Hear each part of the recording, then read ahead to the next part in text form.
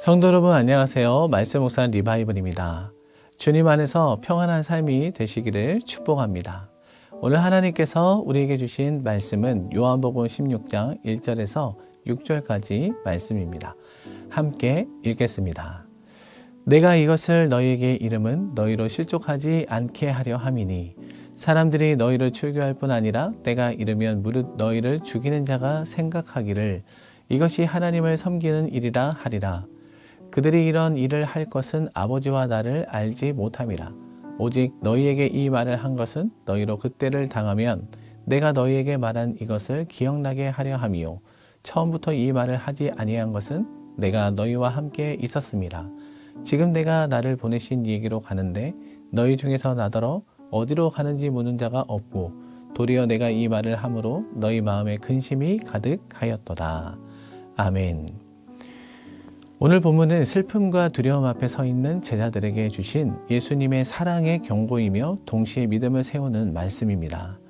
이 말씀을 통해 고난을 바라보는 우리의 시선이 새로워지고 어떤 상황 속에서도 실족하지 않는 믿음이 세워지기를 소망합니다.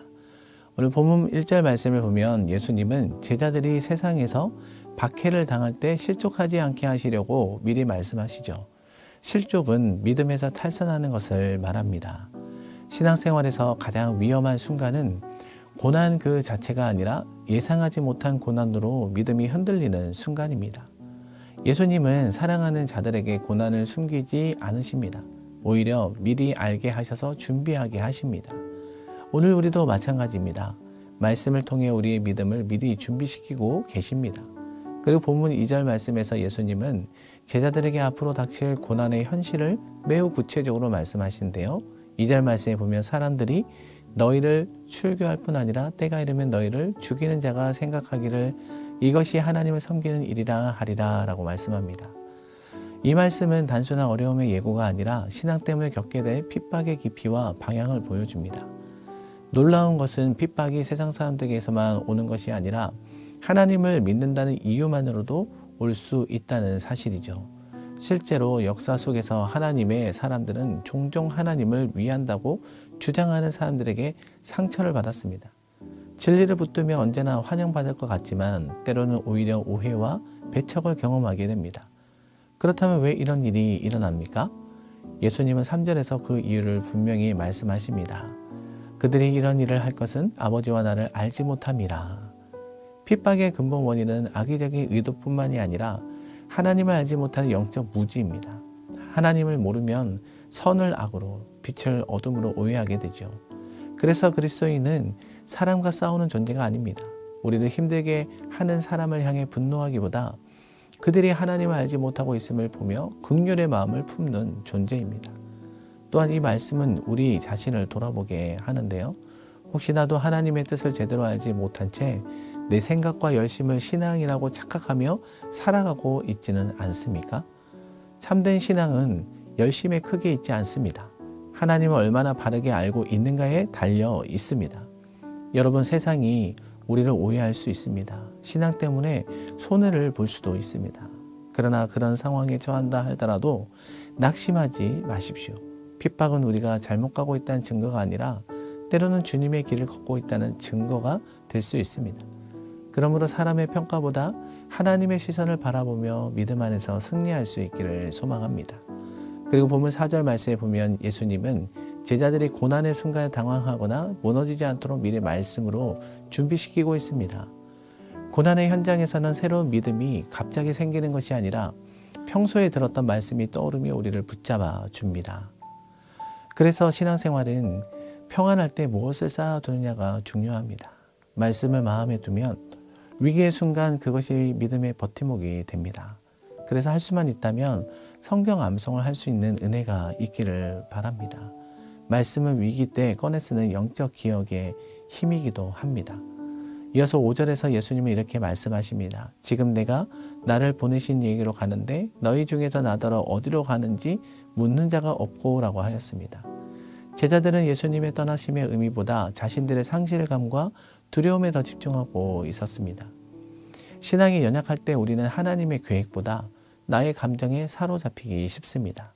그러나 성숙한 믿음을 가진 사람은 질문이 달라집니다. 왜 나에게 이런 일이 일어났습니까?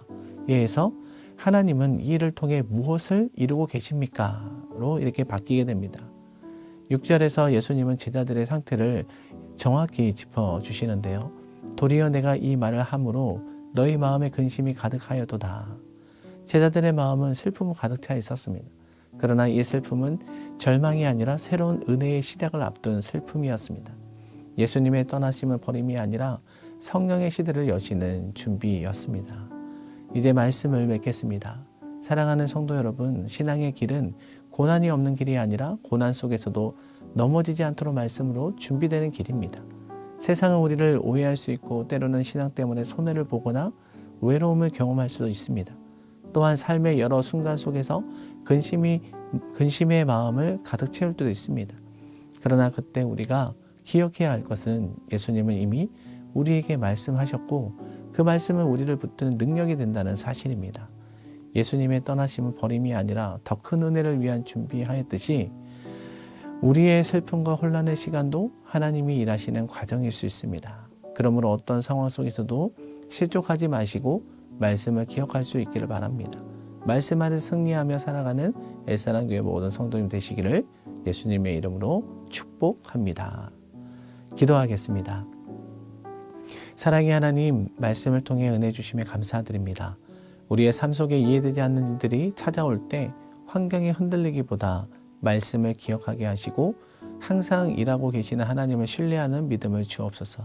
신앙 때문에 오해를 받거나 어려움을 겪을 때에도 낙심하지 않게 하여 주시고 사람을 향한 분노가 아니라 긍휼의 마음으로 기도하며 끝까지 주님의 길을 따르는 담대한 믿음을 주옵소서. 감사드리며 예수 그리스도의 이름으로 기도하옵나이다. 아멘. 이 시간 다 같이 합심하여 기도하겠습니다. 우리 마음에 근심이 가득할 때 성령께서 위로하여 주시고 슬픔 속에서도 하나님의 선한 계획을 바라보게 하여 주옵소서. 어떤 상황 속에서도 넘어지지 않고 말씀 위에 굳게 서는 우리 엘사랑교회 성도님들이 되게 하여 주옵소서. 교회를 위해 기도하기를 원합니다. 평안하여 든든히 서가는 교회가 되게 하여 주시고 예배의 감격과 기쁨이 있는 교회가 되게 하여 주옵소서. 담임 목사님 말씀 사역과 목회 사역 가운데 큰 은혜를 주시고 교회를 이끌어 가시는데 지혜를 주옵소서. 부교육자들도 맡은 사명을 잘 감당하며 사역의 열매가 있게 하여 주옵소서. 우리 성도님들의 가정을 위해 기도하기 원합니다. 하나님 주인 되시는 가정이 되게 하여 주시고 그리스도 안에서 사랑과 은혜가 흘러가는 가정이 되게 하여 주옵소서. 영역에 강건하게 하여 주시고 하나님의 영광을 나타내는 복된 가정이 되게 하여 주옵소서.